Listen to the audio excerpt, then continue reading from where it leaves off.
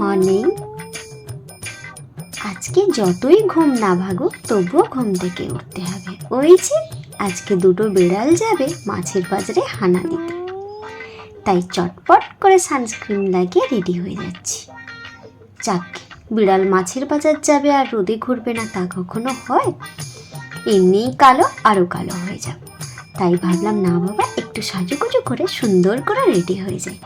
হ্যাঁ, কে কে যাবে? বড় বিড়াল যাবে আর ছোট বিড়াল যাবে, যাদের সকাল হলেই চোখগুলো বড় বড় হয়ে খুলে যায়।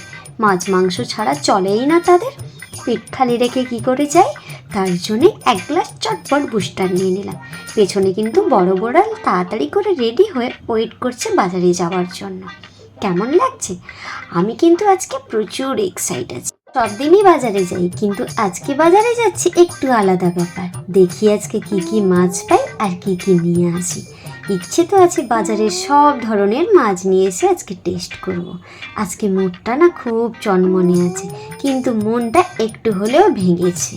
হ্যাঁ, বাড়ির কাছে এত বড় মাছের বাজার ছিল, সেখান থেকে ঘুরে এখন যাচ্ছি বাড়ির থেকে অনেকটা দূরে পিছাবনির মাছের বাজারে। কেন যাচ্ছি? মাছের দামটা শুনে মাথায় হাত পড়লো, এইটুকুটুকু মাছ কি করে এত দাম হতে পারে? তাই ভাবলাম এই যা, ভেবেছিলাম 4 পিস বেশি হবে, কবজি ডুবিয়ে খাবো ওই দামে। ও মা, গিয়ে দেখি আকাল ছড়া দাম। তাই ভাবলাম না আর একটা মাছের বাজারে যাই, গিয়ে দেখি যে দাম কেমন। ও বাবা, এখানে এসেও তো মনটা ভেঙে যাচ্ছে মনে হয়।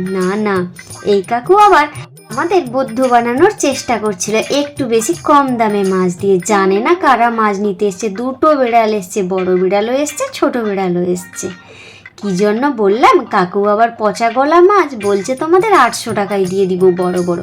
তাই ভাবলাম ব্যাপারটা কি, একটু তো গন্ধ সঙ্গে দেখি। আর এই যে মাছের দোকানটায় এসে কাকুকে দেখলাম না ঠিকঠাক দামেই ভালো মাছ দিচ্ছে, তাই একদম 2 কিলো ইলিশ তুলে নিলাম। আর মাছগুলো দেখতে যতটা ছোট লাগছে ততটা ছোট নয়। এটা নিয়েছে আমাদের কাছ থেকে 850 টাকা কিলো। আমাদের কাঁথির মাছের মার্কেটেও কিন্তু 850 টাকা বলেছিল, কিন্তু সেটা অনেকখানি ছোট। আর এটা বেশ বড়, যেটা আমাদের কাঁথির মার্কেটে 1200 টাকা কিলো বলেছিল। এই যে আমরা যে ইলিশটা নিয়েছি, রোজ দিন মার্কেটে যেতাম, কোনোদিনই মাছের দাম কম শুনতাম না। তাই ভাবলাম দূরের মার্কেটে গিয়ে দেখি কেমন দাম। অবশ্যই এর আগে এই বাজারে আমি আর দিদি এর আগেই এসছি।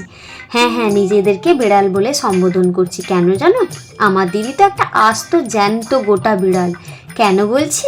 ওর আবার মাছের গন্ধ ছাড়া ভাত পেটে যায় না। আমার তো তাও মাছের বদলে মাংস দিলে চলে। আজকে কিন্তু ইলিশ মাছের আমদানিটা বেশ ভালোই ছিল। দূর বাবা, এত দূর থেকে ছুটে ছুটে এসছি, শুধু ইলিশ নিয়ে বাড়ি গেলে হয় নাকি? তাই ভাবলাম পুরো বাজারটা একটু ভালো করে ঘুরি, তারপর দেখি আর কি মাছ নেওয়া যায়। আমি তো বললাম দিদি আমার জন্য একটু লোটে মাছ নে। দিদি আবার বকা দিল, বললো এত দূরে এসছি এই লোটে মাছ খাওয়ার জন্য? দাঁড়া অন্য কিছু মাছ নেবো, লোটে মাছ তো বাড়ির কাছেও পেয়ে যাব। এদিকে কিন্তু বৃষ্টি প্রচুর হয়েছে, পুরো কাদা কাদা হয়ে গেছে মাছের বাজারটা। আরও দোকান বসে, আজকে দেখলাম কিছু দোকান অফ আছে, বসেনি। এদিকে চলে এসছে আর একটা দোকানে। কি মাছ নেবো? এই মাছটা কিন্তু আমার একটা পছন্দের মাছ। দেখতে তো সাপের মতো হতে পারে, খেতে কিন্তু এই সামুদ্রিক মাছটা বেশ ভালো। এতে যে ছানাটাকে রেখে এসছি, ছানাটা কিন্তু আমায় বলে পাঠিয়েছে, মা তুমি কিন্তু ইলিশ মাছ না নিয়ে আসবে না।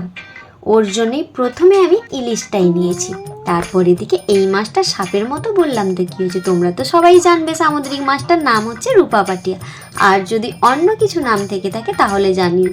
মাছগুলোর পেট ফাটা। আর দিদি ভাই কিন্তু আমাদের বলছে যে না মাছগুলোর আমরা অঁতি বের করে দিয়েছি। কি করে হয়? সব মাছের অঁতি কি করে বের করবে? ওই যে জাল থেকে ছাড়াতে গিয়ে পেট ফেটে বেরিয়ে যায়, তাই বিক্রি করার জন্য বলছে। আর আমরা তো থোড়ি বোকা, গেছে বড় বেড়াল বলে কথা। না ওই রকম কিচ্ছু না, দিদিভাইয়ের ব্যবহার ভালো, খুবই ভালো। একটু মস্তি করলাম। আমার আবার প্রচুর বোরিং লাগছে, কারণ কালকে রাতে ঘুমিয়েছি 3টের সময়। আর সকালবেলা ঘুম থেকে উঠেছি 5:30টার সময়। উঠেই দেখি দিদি রেডি হয়ে বসে আছে, বলছে কি রে চল মাছ আনতে যা। সে ছিল অনেক ইলিশ ভরে বাড়ি নিয়ে যাব, কিন্তু সাথে 2 রকম মাছ এক্সট্রা নিয়ে এক ব্যাগ মাছ নিয়ে বাড়ি ফিরছি। মাছের ব্যাগটা কিন্তু আমার পুরোই ভরে গেছে, আর একটা মাছ নিলে যা একটু জায়গা আছে ওটাও ভরে যাবে বেশ। কিন্তু বাড়ি গেলে বকা খাবো। কারণটা কি জানো? মা আমার খুব বকা দেবে। মা আবার পছন্দ করে না ফ্রিজে মাছ রেখে মাছ খাওয়া। তার জন্যই মা বলে অল্প অল্প সব দিন বাজার করিস। আর এদিকে আমার ব্যাগ বওয়ার সঙ্গী হচ্ছে আমার দিদি, কখনোই কারোর সঙ্গে গেলে আমায় ব্যাগই নিতে হয় না। এই দিক থেকে কিন্তু আমি খুব লাকি।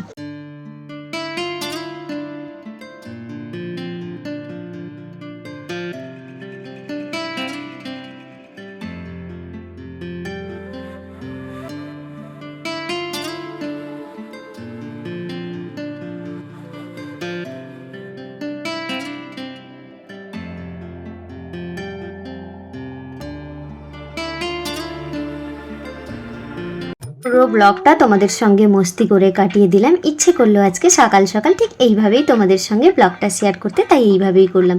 এদিকে 2 কিলো ইলিশ মাছ আনা হয়েছিল, 5 পিস ইলিশ হয়েছিল। আর এদিকে চিংড়ি মাছ নেওয়া হয়েছিল। বড় চিংড়ির থেকে না আমাদের এই ছোট চিংড়িটা খেতে বেশ ভালোই লাগে, বাঁধাকপির তরকারি, শাকের তরকারি করতে, ওই জন্য। আর এদিকে এই যে রূপাবাটিয়া মাছটা নেওয়া হয়েছিল, এটাও 1 কিলো নেওয়া হয়েছিল। বেশ মোটা মোটা ভালো দেখলাম, তাই নিয়ে নিলাম। আমি খুব একটা ভালো মাছ কাটতে পারি না কখনোই, তার জন্য মা আর দিদি ওখানে মাছ কাটতে বসছে। আর এদিকে প্রচুর খিদে পেয়েছে, সেই কোন সকালবেলা যে ঘুম থেকে উঠে বুস্টারটা খেয়ে বেরিয়ে গেছিলাম, তারপর আর কিচ্ছু পেটে পড়েনি। ওই যে বাড়ির কাছে মাছের বাজারে যাবো ভেবেছিলাম, কিন্তু গেলাম তো এত দূরে ঠিকঠাক পেলাম না বলে। আর এদিকে ইলিশ মাছগুলো সব কিছু কেটে ধুয়ে গুছিয়ে নেওয়া হয়েছে। এবার পাট পাট করে যেগুলো আগে হবে, যেগুলো পরে রান্না হবে, ওভাবে গোছানো হলো।